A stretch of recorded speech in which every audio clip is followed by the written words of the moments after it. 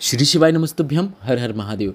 महाराष्ट्र राज्य के नंदुरबार शहादा में 5 दिवसीय शिव महापुराण कथा गुरुजी पंडित प्रदीप मिश्रा जी द्वारा 1 अप्रैल से शुरू हो गई है। यह 5 दिवसीय शिव महापुराण कथा है जो कि 5 अप्रैल 2025 तक चलने वाली है। इस शिव पुराण कथा को आप दोपहर के 1 बजे से 4 बजे तक आस्था और यूट्यूब के माध्यम से देख पाएंगे। चैत्र नवरात्र के विशेष दिन चल रहे हैं और इस चैत्र नवरात्र में आपको अगले नवरात्र के पहले अपनी मनोकामना पूरी करने के लिए कौन सा उपाय करना है, उस उपाय की जानकारी आपको इस वीडियो के माध्यम से मिलने वाली है। उपाय हम आपको वीडियो में करके भी बताएंगे, इसलिए वीडियो अंत तक अवश्य देखें। आज 1 अप्रैल पहले दिन की श्री शिव महापुराण कथा में गुरुजी पंडित प्रदीप मिश्रा जी ने कुल 11 उपाय पत्र और उपयोगी जानकारियाँ दी हैं। सभी की जानकारी हम आपको इस वीडियो के माध्यम से देने वाले हैं। अगर किन्हीं कारणवश आपने आज की कथा नहीं सुन पाई है तो पूरी कथा का रास्ता तो आपको इस छोटे से वीडियो से प्राप्त होने वाला है। बढ़ते हैं आज की कथा की पहली विशेष जानकारी की ओर। कथा शुरू होते ही गुरुजी ने कहा, शहादा का क्या मतलब होता है। शहादा का मतलब है विश्वास, भरोसा, और आप लोगों का विश्वास दृढ़ हुआ है, भरोसा दृढ़ हुआ है, तभी यह शिव पुराण कथा आप तक पहुंच पाई है। बढ़ते हैं आज की कथा की दूसरी विशेष जानकारी की ओर। गुरुजी ने कहा, लंका के रहने वाले रावण के नगरवासियों ने ऐसा कौन सा पुण्य किया था जो राम भगवान पैदल चलकर लंका में आए थे, और आप और हम भगवान की भक्ति क्यों करते हैं ताकि हमें मोक्ष मिल सके। तो रावण की लंका में रहने वाले जितने भी रहवासी थे वे एक पुण्य का कार्य करते थे। वे रावण को देखते थे जब वह शंकर भगवान का पूजन अर्चन करता था, अभिषेक करता था, तो लंका के वासी भी रावण का पूजन देखकर शंकर भगवान के शिवलिंग पर जल चढ़ाना शुरू कर दिए। ऐसा उन्होंने किया, इसलिए उनके पुण्य प्रबल हुए और राम भगवान स्वयं पैदल चलकर लंका तक गए। बढ़ते हैं आज की कथा की तीसरी विशेष जानकारी की ओर। गुरुजी ने कहा, आजकल इंस्टाग्राम, यूट्यूब, फेसबुक में कई ऐसे वीडियो चल रहे हैं कि इस राशि से शनि की ढैया समाप्त हो गई है, इस राशि में शनि की ढैया लग रही है, 7.5 लग रही है। कई प्रकार के मैसेज देखने को मिलते हैं, शनि की 7.5 लग गई, ये हो गया, वो हो गया। आपको एक बात ध्यान रखना है, शंकर की पूजन करने वाले पर, शंकर का अभिषेक करने वाले पर कभी भी शनि की कुदृष्टि नहीं पड़ती है। शिव महापुराण में यहाँ तक लिखा है कि अगर आपके क्षेत्र में, आपकी कॉलोनी में कोई एक लोटा जल अगर शिवलिंग पर अर्पित कर रहा है तो पूरे क्षेत्र में कभी किसी के ऊपर शनि की 7.5 या कुदृष्टि नहीं लग सकती। बढ़ते हैं आज की कथा की चौथी विशेष जानकारी की ओर। नेहा जी पत्र लिख रहे हैं जिसमें उन्होंने लिखा, 8 साल से मेरे पति सरकारी नौकरी की तैयारी कर रहे थे, उनकी नौकरी नहीं लग पा रही थी। ननद के घर भी संतान का सुख नहीं था। तभी किसी के कहने पर मैंने पशुपतिनाथ व्रत करना शुरू किया। बाबा से अपनी ननद के घर में संतान और पति की नौकरी की कामना करी। व्रत पूर्ण हुआ, पता चला कि ननद का गर्भ ठहर गया है। कुछ ही दिन निकले, मेरे पति की भी सरकारी नौकरी लग गई है। उसी का आभार व्यक्त करने हम कथा पंडाल में आए हैं।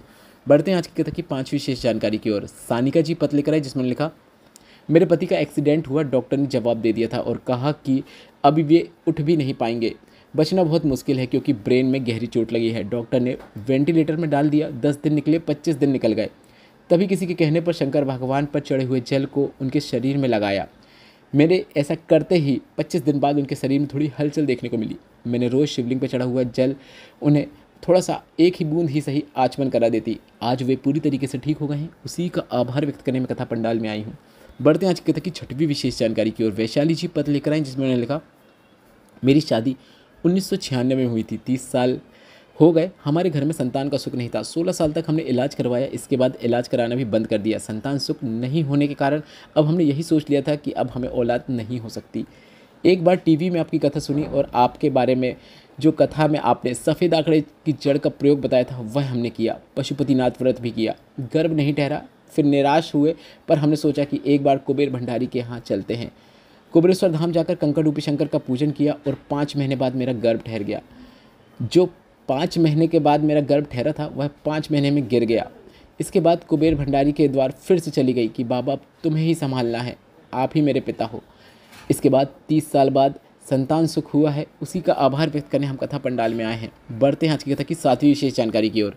रेखा जी पत्र लेकर आई जिसमें उन्होंने लिखा, कई दिनों से पेट में दर्द था, पेट की जाँच कराई तो डॉक्टर ने रिपोर्ट आने के बाद बताया कि 4th स्टेज का कैंसर है।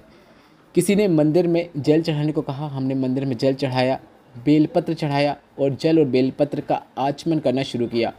बेलपत्र खाया तो पूरे शरीर में एक जलन सी होने लगी, पर अब क्या करें, कुछ भी समझ में नहीं आ रहा था, तो हमने बेलपत्र का आचमन जारी रखा। सूरत की कथा हमने पंडाल में बैठकर सुनी और कथा पंडाल की मिट्टी को हमने पूरे शरीर में लगा लिया। पहले दिन किसी ने मुझे कथा पंडाल तक छोड़ा था, अगले दिन मैं स्वयं पैदल चलकर कथा पंडाल तक पहुंची और भोलेनाथ से कामना कर ली। कथा पंडाल की मिट्टी को अपने पूरे शरीर पे लगा लिया। कुछ दिनों बाद फिर से मेरी जांच हुई, पता चला कि रिपोर्ट नेल आ गई है, पूरी तरीके से ठीक हूँ। उसी का आभार व्यक्त करने हम कथा पंडाल में आए हैं। बढ़ते हैं आज की कथा की 8वीं विशेष जानकारी की ओर। गुरुजी ने कहा, आज पूरा देश गंगोर का पर्व मना रहा है। क्या है ये गंगोर? यह ईशा जी और गोरा जी शिव और पार्वती ही हैं। गंगोर 16 दिनों की होती है। 16 दिन तक शंकर जी पार्वती जी श्रृंगार किए थे, इसलिए यह पर्व मनाया जाता है। 16 श्रृंगार करके ईशा जी गोरा जी बनकर तुम्रका जी के पास जजमान बने थे, चंचुला के अखंड सौभाग्य के लिए। बढ़ते हैं आज की कथा की 9वीं विशेष जानकारी की ओर। गुरुजी पंडित प्रदीप मिश्रा जी ने आज नई शिवपुराण कथा की जानकारी दी है, इसलिए आप इस शिवपुराण की कथाओं की जानकारी को जरूर ध्यान से सुनिए। और इसके बाद एक ऐसा उपाय जिसे आपको इस चैत्र नवरात्र में करना है, जिसे हम वीडियो पे करके भी बताएंगे, इसलिए वीडियो अंत तक जरूर देखिएगा। 11 अप्रैल से 17 अप्रैल तक गुरुजी की अगली शिवपुराण कथा रतनगढ़ राजस्थान में होगी। इसके बाद 21 से 27 अप्रैल तक सिंहेश्वर बिहार में होगी। उसके बाद 1 मई से 7 मई तक जयपुर में होगी। जयपुर की शिवपुराण कथा की घोषणा आज गुरुजी ने कर दी है, इसलिए आज के वीडियो में हम आपको उसकी जानकारी दे रहे हैं। 11 से 17 मई तक गुमला झारखंड में शिवपुराण कथा होगी। उसके बाद 21 से 27 मई तक दिल्ली में शिवपुराण कथा होने वाली है।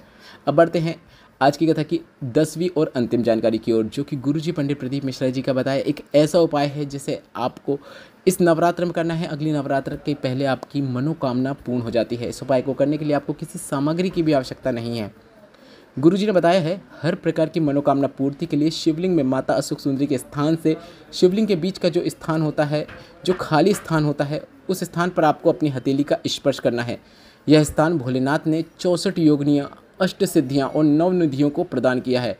अगर आप इस स्थान पर श्री शिवाय नमस्तुभ्यम बोलते हुए अपनी हथेली का स्पर्श करते हैं और उस हथेली को आप अपने मस्तक में फेर लेते हैं, और जो भी मनोकामना है वह मनोकामना अगर आप बोल देते हैं, अब चाहे वह धन प्राप्ति की हो, लक्ष्मी प्राप्ति की हो, कर्ज मुक्ति की हो, व्यापार वृद्धि की, नौकरी प्राप्ति की हो, शीघ्र विवाह की हो, श्री शिवाय नमस्तुभ्यम बोलने के बाद हाथ की हथेली वहाँ पर रखे रहने के बाद अगर आप वह मनोकामना बोलते हैं और मनोकामना बोलने के बाद एक बार और श्री शिवाय नमस्तुभ्यम बोल देते हैं, तो गुरुजी ने कहा है ऐसा करने से आपकी हर मनोकामना 3 माह के अंदर पूर्ण हो जाती है।